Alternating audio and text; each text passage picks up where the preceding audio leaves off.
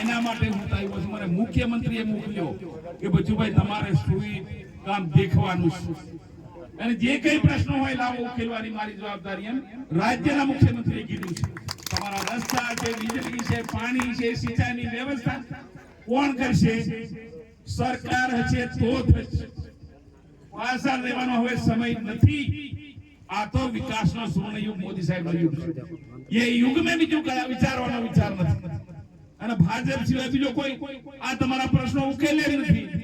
અને આખી સરકાર તરીકે હું કામીન તમારી વચ્ચે આવ્યો અને રાજ્યના મુખ્યમંત્રી તમને દઈ ભાબર કહી ગયા થયું એ છે બાકી છે હું કરવા તૈયાર.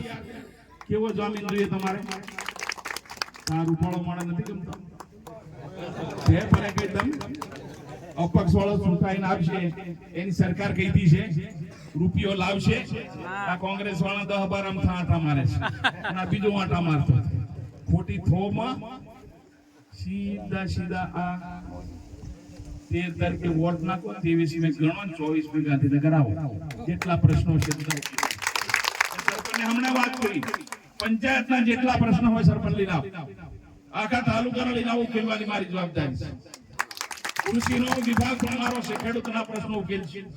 અરે અમે તો ભાઈ ગાંધીનગરથી દિલ્હી સરકારમાં છે અને તમારે લીધે છીએ અને તમારા માટે આ માથાકૂટ કરીએ છીએ. મારે શું કામ 600 કિલોમીટર થી આવવું પડ્યું? અને મુખ્યમંત્રીએ કીધું બધું ભાઈ તમારે જવાનું છે. કોઈ સાહેબ કહીને આવવાનો, વાયદો કરીને આવવાનો, કામ તમારે કરવું પડે. પેલા તમારે 13 તારીખ સુધી વાયદા કરે છે. ઉનાના નળિયા બનાવવાની વાત કરશે પણ 13મી પછી પાછો આવે કોઈ પણ કહેજો. અને બીજી વાત કરું, તમે બધા હજુ ગુમરાહ મેં બેઠા છે સ્વરૂપસિંહ નું શું થશે એનું જે થાય તે પણ તમારું થવાનું છે. કોણ આ તો નક્કી છે. તાંબાના પતરા પર લખી રાખો તમે. આ સ્વરૂપસિંહ ની જીત ગઈકાલે જીતનું મેદાન મારી નાખી નીકળી જશે. આ તો નફામાં બચીએ છે. કેટલી લીડા છેડા માટે બધી રહ્યા છે અને જે જરૂર પડે તે બધા શસ્ત્રો વાપરીને પણ સ્વરૂપસિંહનું આણું ગાંધીનગર લીધું. 13મી તેડવા પણ આવે તમારા વરઘોડા પણ આવે અને જે પણ આવો તે મારી સરકારમાં આવો કોઈ પણ મંત્રીનું કામ સ્વરૂપસિંહને આગળ કરીને કરાવી દઈશું. અને મોટા કામ હશે મુખ્યમંત્રીને સાથે લઈને તો સાહેબ કરો.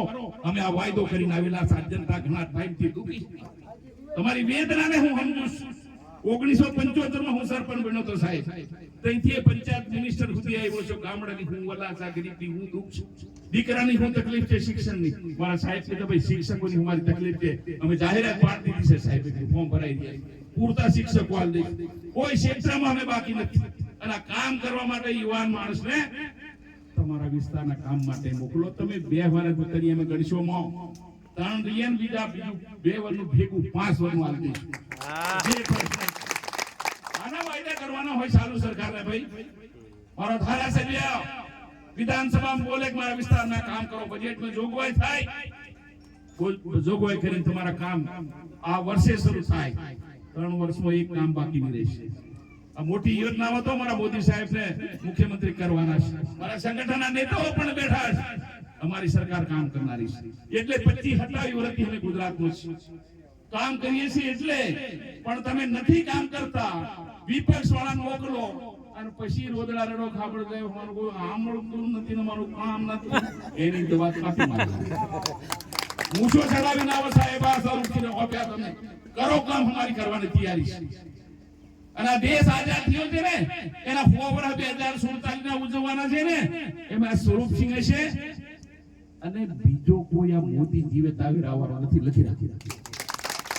ગુજરાતમાં પણ આવનારા 25 વર્ષ સુધી કોઈ સરકાર બીજી આવવાની નથી. અને જેટલું બાકી છે અમે 25 વર્ષમાં પૂરું કરવાના છે.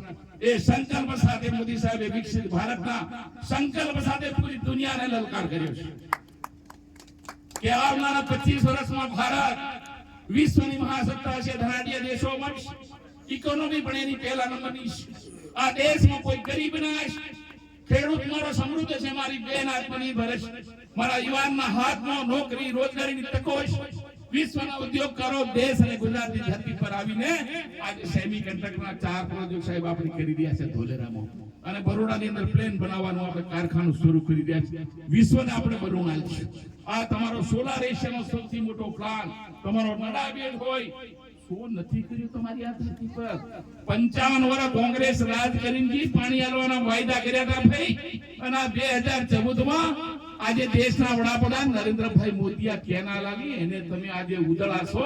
સફેદ કપડા છે એ મોદી સાહેબ ના અઠવાડિયે એક દિવસ નાવા મળતું હતું.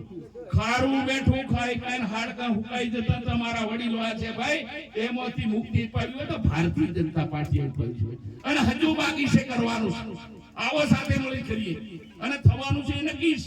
આ તો આજે જીતેલા બેઠેલા છે, પણ એમ કરીને ઘેર બહીની રહેતા પાછા 13મી તારીખે એક વોટ ખોદી લાવો. એક વોટની હાર જીત હોય છે. ભાઈ હોય, બેન હોય, યુવાન હોય, બેન હોય, દીકરો હોય, બહુ 100% મતદાન કરો સરપંચ સાહેબ. ત્યાંથી વધના પડી જાય છે. 100% પડી જાય ને એટલે બાજુ બેઠા ભાજપમાં કયો યુવાન સરપંચમાં.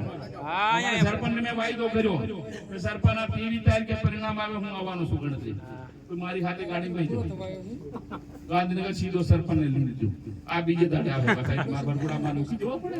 તમારા પ્રશ્નો ગામના જેટલા હતા લીધા હોય બધા ઉકી જવાનું કીધું સરપંચ.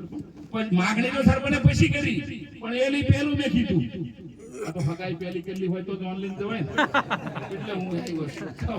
બીજી મારે મીટિંગ હશે અને મને પૂરો ભરોસો છે અને અમારી પર બી ભરોસો રાખશે. આ પેલા વાતો કરે એના નથી. આ તો આજે વોટ કાલે કામ, અને આજ દેખાડો તો કરવા તૈયાર છે. કરંટ સરકાર વાળા મારા વડીલો, આગેવાનો, સરપંચો, સમાજના સૌ મોભીઓ, ભાઈઓ, બહેનો અને મારી યુવા પેઢીનો વિકસિત ભારતના સંકલ્પનું નેતૃત્વ કરનારા યુવાનો ઉભા છે. સૌને મારી વિનંતી છે 13મી તારીખે મારા સ્વરૂપ સાહેબને 100% વોટિંગ, 100% ભાજપ. બીજો નાખવો હા ના માટે પડે. અમે હાઈવે છે હું મને ખડો હું કામ વોટ બીજો નાખવો પડે. આ પેલી જૂની ટેવ પડલી ને હાથ તળપી જેલો એમ નહીં કહેતા. બરોબર, તકારી, ભાળી, બીજા નંબરનું બટન, કમળ